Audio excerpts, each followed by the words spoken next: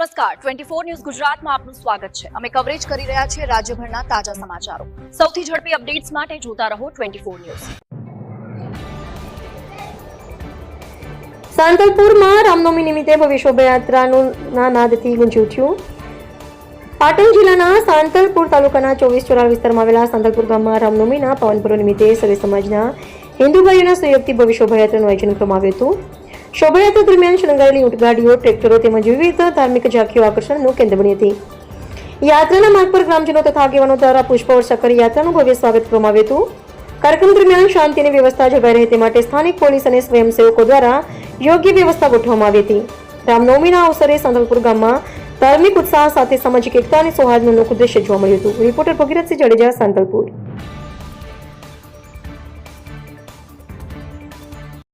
શું નામ આપનું? મારું નામ મહિપતસિંહ જાડેજા, સાંતલપુર।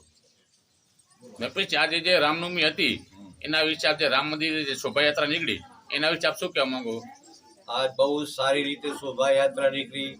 નગરજનો, ગામ લોકો, વેપારી મિત્રો બધાએ દુકાનો બંધ રાખી અને સારી રીતે બધાએ લાભ લીધો। હરિકીર્તન કર્યું, મંદિરે આવી પરમાત્માની શ્રી રામજીની અખંડ ધૂન મચાવી, એની સ્તુતિ ગાઈ, સૌ સાથે મળી અને બહુ જ અમને આનંદ આવ્યો। આખા ગામે આમાં ભાગ લીધો છે અને બધાને બહુ જ આનંદ થયો છે। એ બદલ અમે ખૂબ રાજી છીએ।